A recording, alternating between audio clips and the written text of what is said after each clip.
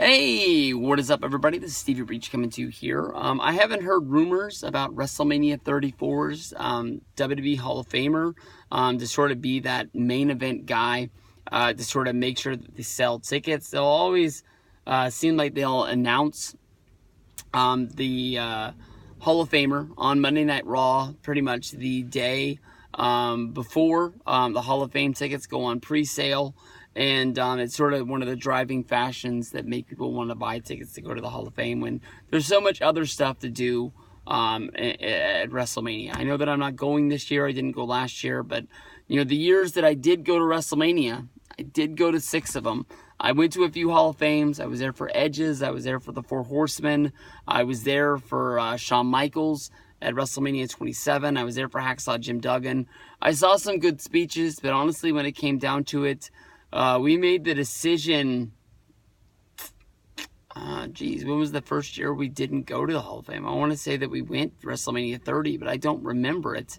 That was the first year that I really wish that I would have went to the WrestleCon show. I know WrestleMania 31, we were at the Hall of Fame, and we left to go to the WrestleCon wrestling show to see some wrestling. The stuff's always on the WWE Network for you to flip on. But for the people out there that like the Hall of Fame, you know, getting to see a guy like Sting go in, or Daniel Bryan, I always think's already in the Hall of Fame, but he's not in it yet. He just gave that speech after he retired for the Warrior Award when Conor the Crusher got put in. That always makes you think that he's already in there. But this year, I think the Hall of Famer that needs to be the main event guy needs to be Goldberg. This came to me when I was watching the episode of WWE 24 last night, with just how much Goldberg's return meant to the WWE in 2016, being that, you know, guy for the EA Sports video game, as well as being the main eventer for Survivor Series, going up against Goldberg in the big dream. Goldberg went up against Brock Lesnar in the big dream match. Goldberg meant so much to WCW, even though he, you know, debuted in the dying days of WCW. He was probably the one reason why WCW lasted as long as it did, even though that, you know, Goldberg had the huge run. He dropped the strap at Starrcade against Kevin Nash. And then from there, you know, he had the injury where he banged his forearm into the limousine, breaking the glass, which tore some tendons. And then he was gone for a little while. And, of course, then he made his return. And Vince Russo had him join the New Blood and turned heel. And that didn't really last that long, but it was enough to sort of put a notch on Goldberg to sort of say, like, yeah, maybe not everything he does is awesome. And, of course, you know, Goldberg would, you know, get going again, where they tried to recreate the streak, where they said he had to win so many matches in order to get into the title contention. And then, of course, they started the angle where basically if he lost, he would be fired. And here he is, the hottest guy, probably selling more merch than anybody in WCW at the time. And I think he lost, I can't remember if he lost the match to the Chronic or if he lost the match to Buff Bagwell and Lex Luger in a 2-on-1. One way or another, I know that it was a 2-on-1 and somebody beat him. And that's why Goldberg isn't even around on the last episode of Nitro, because they hadn't really started how they were going to bring him back. And it just boggles my mind about how Goldberg wasn't just killing dudes until his last days. At least going out there and having big matches against Sting and Bret Hart. And, Goldberg and Bret Hart, that's a bad sort of situation. But as of my mind, I'm just throwing this out. This is my guess that what's going to be going down.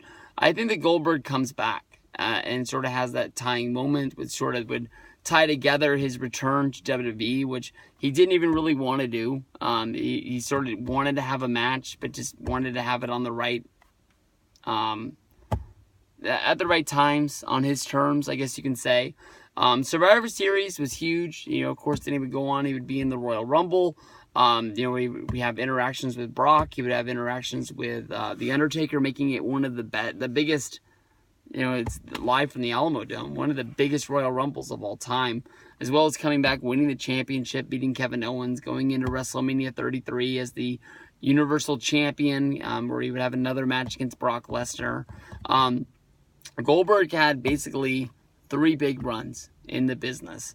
WCW, his, jumping and coming over to WWE once, WCW went out of business, where he sort of was the guy. I believe that would be 2003.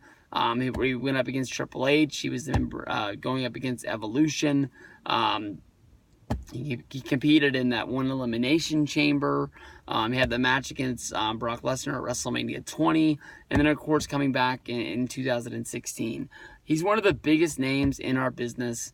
At this point right now, I don't think there's another company in the world that would be able to sign him and bring him in because of the demands that he would have, how much cash he would take, and what you could really use Goldberg for. So I don't think that there's a threat of him signing with TNA, Global Force Impact Wrestling, or him going to New Japan or anything like that. I think WWE is the only spot he's able to do, and I don't think he's really up to doing a lot of things, maybe an interview here or there for the network.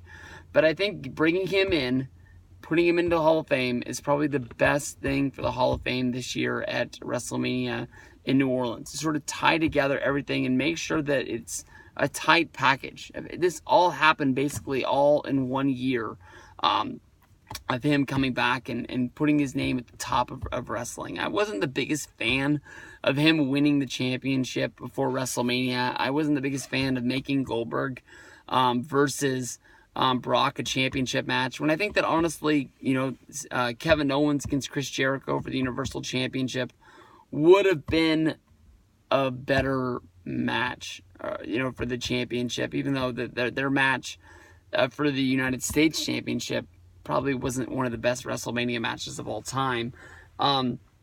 But, it still happened, and I still think he's one of the best that wrestling's been.